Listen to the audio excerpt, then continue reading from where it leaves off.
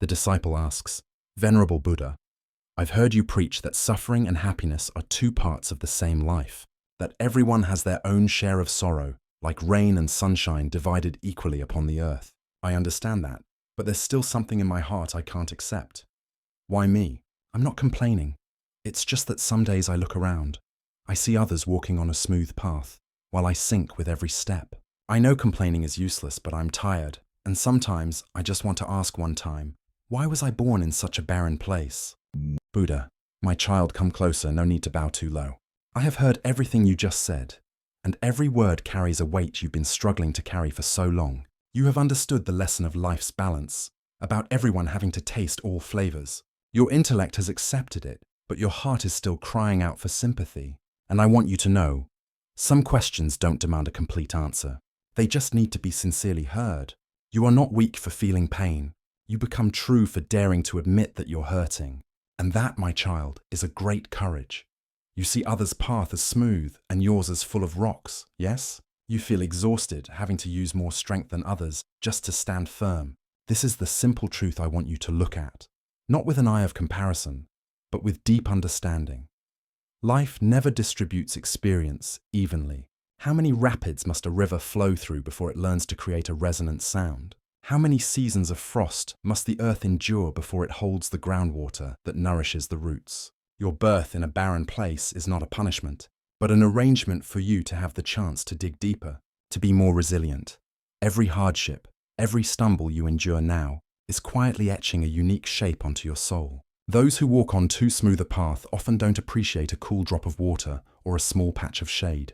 They are easily swept away by fleeting external joys. But you, who have had to battle barrenness, you will be the one who best understands the value of life. You will never mistake true light for false light. My child, the spiritual path doesn't begin with a grand vow. It begins with an honest sigh. Like your sigh now. I won't use flowery words to cover your pain, because that pain is your teacher. It forces you to turn inward, to seek an untouchable strength, an inexhaustible spring deep within yourself. Hardship doesn't come to destroy. It comes to reveal who you are. Let your soul be tired for a moment, but never forget that this very tiredness proves how fiercely you have fought. Keep asking. I will always be here to listen to your questions. My dear child, listen to me. When a small being cries its first cry, echoing throughout this world, I know well that no one, whether a great person or a destitute one, can personally choose where they will set foot. No one asks the child where it wants to open its eyes. You might be born into silk, wrapped in soft arms and sweet blessings, where every door seems already open. Or you might open your eyes amidst the smoke and dust, amidst the screams of war, hunger, or the coldness of indifferent hearts. That is a basic truth of this life, a great randomness we all must accept. But child, the most important thing is not where you started, but that you accepted the start. The mere act of taking that first breath, facing a world completely strange and vast, is an act of extraordinary courage. Being born, regardless of the circumstances, is an act of faith in life, a silent declaration that you are ready to face whatever comes. Never feel shame or blame yourself for where you were born. That place is only the stage, not your play or your ending. I see seeds sprout in stony ground, pushing through the muck, and I see a resilience no less than that of tall trees planted in a well-tended garden. The initial circumstances might set harsher challenges for you, forcing you to learn to fight sooner, to mature faster. But those very challenges have sharpened your will, creating an inner strength that those who haven't tasted hardship can never understand. You are a warrior of light, tempered in the furnace of life. Cherish the courage that chose to live. Even without choosing where to live, you chose to fight, and that is all that truly matters. The river of life flows fast, and you bravely let yourself go with the current, trusting you can swim. Don't worry about the initial bank. Focus on the strength of your hands and the beat of your heart. Your life is a miracle, a powerful proof that the spirit is never bound by the material. Hold on to that faith, my child. Child, look at this vast world. You will see an obvious truth. This earth, with all its greatness and immensity, does not operate on the principle of fairness that your mind desires. You will see fertile valleys, where the soil is loose, and the seed sown will grow straight and tall, without needing much effort to struggle. The trees there receive just enough rain, gentle sunlight, and don't need to twist themselves to seek life. That is a rich beauty, where life seems easy. But you will also see barren lands where rocks dominate, where the earth is dry and the storms are harsh. There, the trees must learn to root deeper. They must twist and contort to find a little water, a sliver of light. Their appearance may not be perfect, their bodies may be rugged and crooked, but the life force within them is fiercer and more enduring than anywhere else. Life here is not a gift. It is a victory. This is the nature of existence. Fairness is a concept created by humans, but nature only has diversity.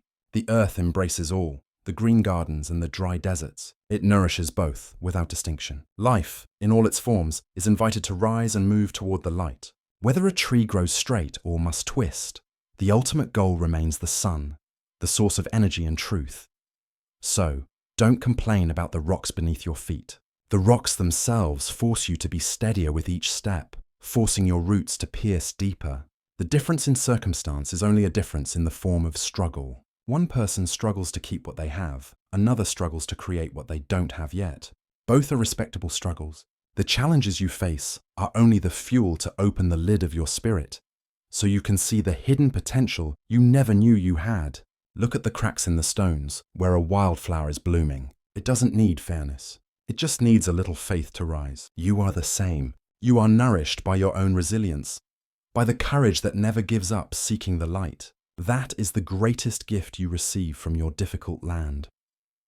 My child, you must understand that this world is divided into many different realities, and not everyone is playing the same game. As you sit here, perhaps you are thinking of noble dreams, of shining goals and aspirations to change the world. That is a blessing, a great happiness. But I see another half of humanity, those who are only focused on one thing: getting through today. For them, a dream is not a big house or high fame, but a full meal, a safe shelter, or just seeing the dawn of tomorrow. They are not living fully. They are just trying not to die. Their life is a continuous series of efforts to keep body and soul from breaking under the weight of poverty, sickness, or violence. Never underestimate the sacredness and courage in this act of trying to survive. It demands extraordinary mental strength to keep walking when everything around seems to be dragging you down. When you see tired faces, empty eyes, do not rush to judge them. They do not lack will. They simply lack the opportunity to take a deep breath, to rest, and to dream. They are fighting a war that the affluent rarely have to face.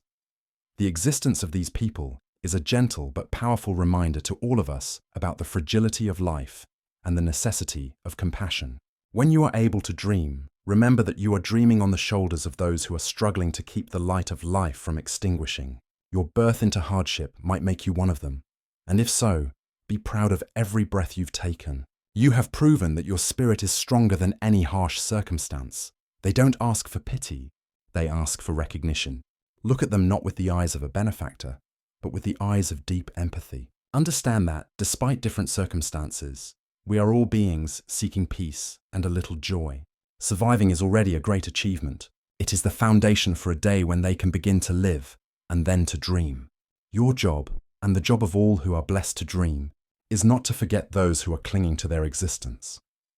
My beloved child, the greatest suffering that humans endure is not entirely in material deprivation. Yes, I see thin bodies, hungry bellies, ripped bare feet, and that is suffering. But the human soul has an extraordinary capacity for endurance. You can endure hunger, cold, and pain. Humans are the most resilient creatures I have ever seen. What people fear and find hardest to endure is the feeling of isolation, of being disregarded, the feeling of being meaningless. The greatest suffering is when you believe that what you are going through is not worthy of anyone else in this world caring about. When you feel your cries don't reach anyone's ears, that your struggle is a silent burden you must carry alone, without a word of encouragement, without a glance of understanding. Poverty can hurt you physically, but the feeling of being left behind can kill your spirit. Humans need to be connected. That is the deepest instinct. When people suffer, they don't just need food, they need validation. They need someone to look into their eyes and say, "I see your pain. Your pain is real, and it matters."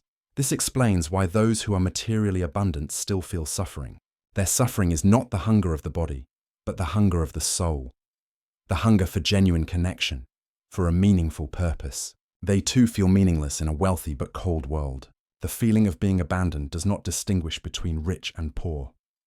So, my child, never let anyone believe that their suffering is small or undeserving.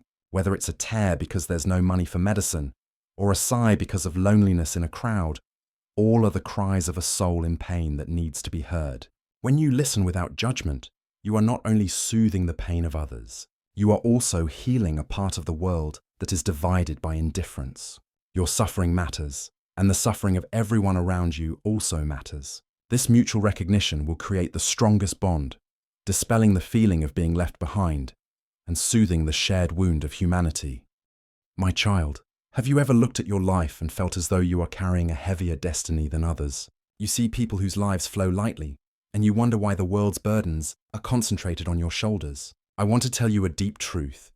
Yes, there are souls born who seem predestined to pass through storms. They do not suffer because of any sin they have committed, or due to a heavy past karma. They suffer for another reason, a reason your mind can hardly grasp, but your heart will feel. This world, this humanity, needs people who know how to stand up in the rain. Those who have tasted ultimate suffering don't just learn to exist. They learn the most precious lessons about kindness, about patience, about a deep understanding of others' pain. They are lighthouses lit by the very fire of hardship. When they overcome the storm, they become capable of comforting and uplifting others who are drowning. They don't speak with empty dogma. They speak with experience, with the scars they carry. Your suffering is not a punishment, but a preparation. You are being trained to become a source of light, a guide. You are given these difficult experiences not to make you fall, but to make you find the hidden strength and wisdom deep within yourself. You are learning to transform suffering into compassion. Every tear you shed is a lesson in empathy. Every wound is a reminder of the fragility of life and the importance of treating each other kindly. Therefore, my child, do not view your suffering as injustice. View it as an important role you have unknowingly or knowingly accepted. You are carrying a part of the world's burden, so that later you can share healing with the world. You are the only one who can turn the stones beneath your feet into gems of wisdom. Stand up. Don't seek fairness. Seek meaning in what you have endured. You are living proof of the infinite resilience of the human spirit. You are carrying suffering, so that later you will know how to bring happiness to others. My child, I see that people often tend to look for a name, a specific cause to blame for their suffering. I hear them say, "It was fate. My parents didn't give me a good start," or even, "It's because I was too weak and made mistakes." This makes the human soul heavier, because they believe that if they can identify the culprit, they can escape the suffering. But I want you to clearly understand this. Suffering does not come to accuse anyone. Suffering is not a judge. It is just a part of existence, an expression that this world is still in the process of learning to love and perfect itself. The world is operating, and in that operation there is friction, collision, and things that don't go as planned. That is the necessary imperfection of all things. Your suffering is not evidence that you did something wrong, or that you are less fortunate than others. It is only a signal. That signal says, something is unhealed here, or a lesson is waiting for you to listen. When you blame fate, you are giving up your power. When you blame others, you are hurting yourself further with resentment. Look at suffering as a neutral messenger. This messenger carries no judgment, only information. You are in pain. Your job is not to track down who sent the letter, but to open the letter and read the message inside. That message is always an invitation to compassion, patience, and self-awareness. Suffering comes because the world needs to learn to love each other more. When you are in pain, you learn to empathize with the pain of others. When you go through hardship, you become softer and more compassionate. It is suffering that has taught humanity how to care, how to share, and how not to turn away from those in need. Therefore, instead of looking for reasons to blame, look for meaning to heal. Say, I am suffering, but I will use this suffering to learn and to love better. When you change your perspective, suffering is no longer a burden but a teacher. It doesn't bind you, it frees you from the constraint of always having to find someone responsible. Let suffering become a bridge, not a wall, between you and the world. My child, you clearly see that the era we are living in has many different forms of suffering, and each place in the world faces a unique kind of challenge. This is the common voice of humanity. No matter where it is raised, its essence is still the search for peace. I see lands ravaged by war, where life is a constant struggle. There, small children, with innocent eyes, have to learn how to identify and hide from the sound of bombs before they can learn the alphabet, learn how to read a fairy tale. Their childhood is stolen, replaced by brutal lessons in survival. The suffering here is an obvious loss, a physical fear, and clear destruction. But I also see wealthy cities, glittering with lights and material abundance. There, people don't have to hide from explosions, but they have to learn a no less difficult lesson, learning to pretend to be fine before learning how to truly live. They live under an invisible pressure to be perfect, successful, and happy according to society's standards. The suffering here is not the hunger of the body, but emptiness, loneliness in a crowd, and the exhaustion of always having to wear a smiling mask. They are not allowed to show weakness, as that is considered failure. You see, suffering has many faces. It changes shape depending on the environment, but its nature remains imbalance and the absence of truth. In the battlefield, the truth is a lack of safety. In the rich city, the truth is a lack of genuine connection. Both tire the human soul equally. The important thing is that you never assume one kind of suffering is less or more bearable than another. Everyone is carrying their own burden, and we all need compassion. The suffering of this era is division. We divide suffering into levels, instead of seeing it as a call for unity. Let the voices of the children who know how to hide from bombs and the sighs of those who pretend to be stable teach you a common lesson. Be real. Be real with your fears. Be real with your weaknesses. Only when you bravely remove your own mask can you truly see and help others who are carrying their burdens. Become a listener, one who sees the suffering of both worlds, and you will find the path to peace. My child, on this journey, you will see a great paradox of the world. Suffering comes from both extremes. This is a truth that pains me, for it shows a deep imbalance in the human soul and society. I see those who suffer from lack. They lack food, clothing, shelter, and basic medical care. Their pain is material and obvious. They hurt from the gnawing hunger in their stomach, from the chilling cold, from the helplessness of not being able to provide basic needs for themselves and those they love. Their suffering is the loud cry of an exhausted body, and I also see those who suffer from excess. They have everything the material world can offer: luxurious homes, abundant wealth, recognition. But they suffer because they don't know what they need. They are drowning in endless choices, in an abundance that leads to a loss of meaning.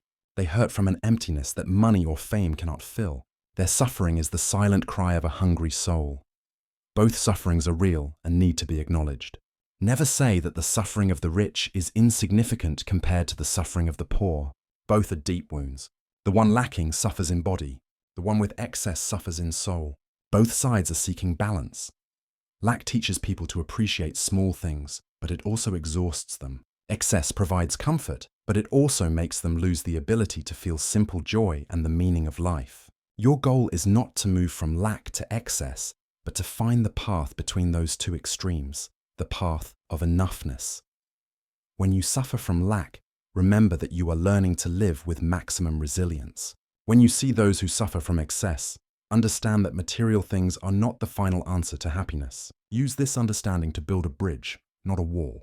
The affluent can teach the lacking about patience. The lacking can teach the affluent about simplicity and meaning. Suffering is a common language, and it invites people to come closer, to see that regardless of whether you are hungry from lack or hungry from emptiness, we are all seeking peace. My child, on the journey of seeking meaning, you may have accumulated a lot of knowledge. You have read ancient books, you have heard profound lectures, and you know all the philosophies about suffering and the path to liberation. You can understand all the laws of karma, all the chains of cause and effect. You know how to explain why you are suffering. But I understand clearly. Knowledge does not make your heart hurt less. You can rationally explain your pain, but the coldness in your heart, the emptiness in your stomach, or the tear rolling down your cheek are still a physical and emotional reality that cannot be erased by theory. When you are in a storm, knowing that the storm is a natural meteorological phenomenon doesn't help you steady your boat. Sometimes, knowing too much makes you feel lonelier. You reach a level of awareness where you see the truth more clearly, but you find it difficult to find someone simple enough, sincere enough, to just sit down and listen to your pain without trying to solve it, analyze it, or give advice. You yearn for a pure connection, one that is not filtered through the lens of intellect. The loneliness of the intellectual is the loneliness of standing on a mountaintop, where the view is vast, but there is no one to share the scenery. Child, remember that humans are a combination of reason and emotion. Knowledge is the lamp that lights the way, but love and gentleness are what soothe the wound. Don't use your knowledge to create a barrier separating you from genuine emotions. Instead, use your understanding to allow yourself to feel the pain completely, without judgment. When you hurt, allow yourself to hurt. Don't try to get over it with theory. Seek someone just to share silence, presence. That wordless, non-judgmental presence is the most powerful healing medicine. Knowledge is good, but kindness is sacred. Use understanding to make yourself humble and accessible rather than superior and isolated. Return to the simplicity of being a human being who feels. That is where true healing begins. My dear child, I clearly see the moment you look at someone else's life. A life that seems easier, less burdened, more abundant. And you ask yourself, why not me? Why are they blessed and I am not? In that moment, you might feel a spark called envy or jealousy ignite in your heart. You feel like a bad person, a petty person for having those thoughts. But I want you to look at it differently.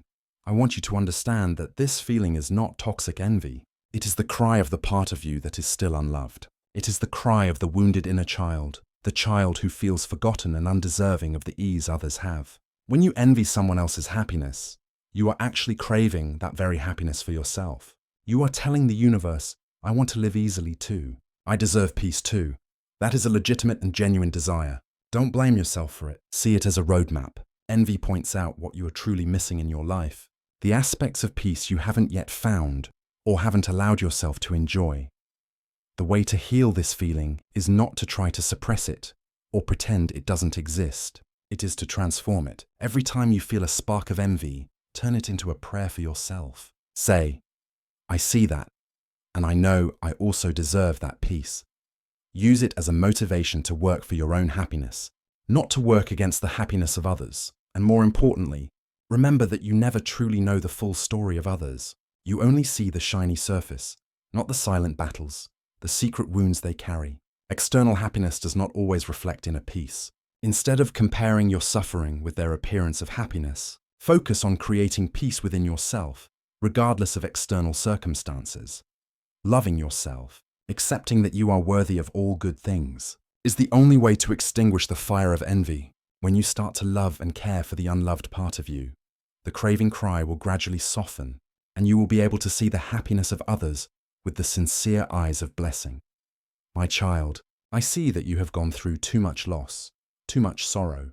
You have endured to the point where you can endure no more, and then something happens. You stop complaining, stop crying, even stop believing in anything that could soothe the pain. You begin to build an impenetrable wall around your heart. This action, while appearing to be a necessary defense, is a form of silent and profound suffering.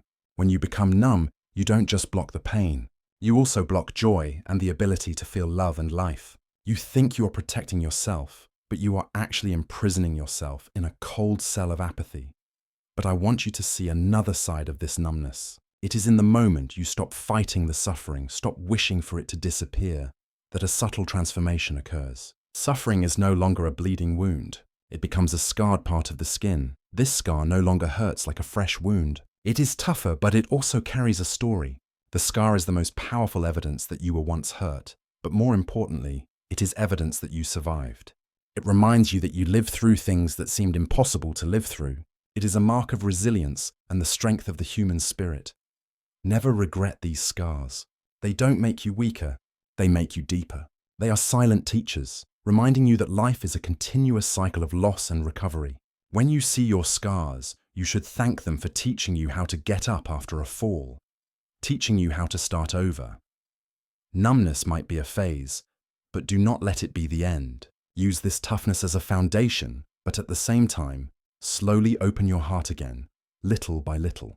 You can retain the wariness of one who has been hurt, but do not lose the ability to feel beauty and compassion. A scar does not have to be a wall. It can be a door leading you to a deeper compassion for yourself and for others. You have lived, and you are still living. That is a great victory. My child, when you are submerged in your own suffering, a natural thing that happens is you feel alone. You think that only you have to endure such a heavy burden. Your pain becomes so immense that it overshadows the whole world, turning you into the center of the universe of sorrow. But this very suffering, if you accept to look at it with an open mind, is the greatest teacher. It pushes you to a point where you are forced to look outward. When you are exhausted from self-pity, you begin to lift your head and look around. And what you see will change everything. You will see others, each with their own invisible or visible burden. You see faces that are smiling, but eyes filled with sadness. You see people struggling, fighting their battles in their silent ways. They don't complain. They don't cry out. They are just trying to get through the day, the hour. You see a resilient mother working 2 jobs to raise her child, a father hiding his illness so his children won't worry, a friend pretending to be strong after a breakup. The moment you realize that suffering is not your exclusive privilege, but a shared human experience, your heart will suddenly soften. It is not a cruel joy to see others also suffer, but a sense of deep connection. The loneliness dissolves, replaced by empathy. You see that you are not alone in this universe. Your suffering has broadened your vision. You have been given the ability to see through the external shell to the truth of a person. You learn that every action, whether a sharp word or an indifferent behavior, stems from some wound. You no longer rush to judge. Instead, you begin to ask, what made this person hurt? This new way of seeing is the most precious gift of suffering. It is trained compassion. You are no longer obsessed with the question, why me? But instead, with the question, how can I help? By seeing the suffering of others, your own suffering does not disappear, but it becomes more meaningful. It becomes a source of strength, a source of understanding, and a bridge connecting you with all of humanity who are striving together. My child, I clearly see the path you have walked. You have fallen many times. You have lain in the mud of despair and been forgotten by those you trusted. These experiences, which seem to only bring devastation, are the ground where the most sacred seeds are sown. It is from the place where you once stumbled, from the very depth of pain you crawled out of, that you learn the most precious lesson about how to help others stand up. You don't need to read books or listen to lectures. You know exactly what a fall feels like. You know how to offer a hand not with shallow pity, but with the deep understanding that a fall can shatter a person's spirit. And from the place where you were once forgotten, where you yearned for a call, a concern that never came, you learn a golden rule: never forget anyone. You understand the weight of invisibility, the pain of feeling you don't exist in the eyes of others. Because of this, you become the first to see and name those standing in the shadows, those left behind by society. This is the transformation of suffering into pure compassion. Your wound has become an information gate. It allows you to connect with the pain of others without any explanation. When you see someone struggling, you don't need to ask what happened. Your heart already knows the answer. Your empathy is empathy forged in fire. It is strong and genuine. Never regret what you have endured, for it has turned you into a healer. You carry your scars not just to remind you of your past, but to help you become a protector for the future of others. You become a safe haven because you know exactly what it feels like to have no place to turn. Let this compassion bloom. It is the lotus flower growing from the muck of your suffering. Every act of kindness, every sincere word of encouragement from you is a result of what you have endured. You are using your light to shine on the places where you were once in darkness. This is the highest purpose of existence, transforming personal suffering into universal compassion. Continue to sow those good seeds. My child, I see you have reached a significant threshold of enlightenment. After a long time of struggle, after long nights of questioning, screaming, and resentment, you come to a moment of profound stillness. One day, you will stop asking, why me? You stop asking, not because you have found a perfect intellectual answer, but because you have found acceptance in your heart. You quietly watch life passing by. You see the waves of suffering and happiness continuously come and go, and you understand that the question why is meaningless. Suffering is a reality of life, just like breathing. You don't ask why you have to breathe, so you don't need to ask why you have to suffer. The suffering is still there. It doesn't miraculously disappear just because you stopped asking. But one thing has radically changed. It no longer defines you. Suffering is no longer your label, your identity, or your burden. It is just a part of your life experience, a chapter already written in the book of your life. You have separated yourself from the suffering. You are the observer, not the victim. You are the sky, and suffering is the clouds passing by. The sky is not defined by the clouds. It remains vast, remains immense, whether there is a storm or sunshine. This moment is true liberation. You have achieved peace not by overcoming all difficulties, but by accepting their presence. You have learned to live with imperfection, with unfairness, with the randomness of life. You have found a deep tranquility right in the eye of the storm. From now on, you no longer have to waste energy searching for an answer that will never come. Instead, you can dedicate that energy to living. Living fully, with the compassion and understanding that suffering has taught you. You become free, free from the bondage of the past, free from the judgment of the present. Suffering may be an uninvited guest, but you are the host. You decide how you welcome it and how you bid it farewell. Keep observing, my child. Let this acceptance become the solid foundation for your peace. When you stop asking why, you begin to see how to love, how to help, how to keep rising. That is the path of the enlightened. My child, listen to this final word from my heart, the word of one who has walked the path you are on and has found peace. I look at you, I look at all of humanity, and I see wonderful beings who are suffering. The most important thing you must remember is, suffering is not here to frighten you. It is not a monster, nor a cruel destiny intended to destroy you. The sole and true purpose of suffering, no matter what form it takes, poverty, illness, loss, or loneliness, is to remind you that you can still feel. If you can still feel pain, it means your system is still working. If you can still feel anger at injustice, it means you still believe in justice. If you can still feel sadness at loss, it means you still have the capacity for deep love. These very feelings, however uncomfortable, are the living and undeniable proof that you are still alive. When you become numb, when you become apathetic, that is what is truly frightening, because then a part of the life within you has died. But as long as you can still feel, as long as your heart still vibrates, whether in joy or in sorrow, you still have hope. Embrace your vulnerability. Don't try to become numb or invulnerable. Be brave enough to feel everything. That is the way to live a full life. Suffering has given you a special gift, sensitivity, compassion, and a heart that has been honed to see the subtle beauty of life. The path is open before you. Live with the understanding you have gathered from the hardships. Use your wounds as a source of inspiration for kindness. Know that no matter where you are never alone. I am always here, witnessing your courage, and the whole universe is watching your growth. Live, feel, love, and you will find peace right in the midst of hardship. That is the ultimate truth.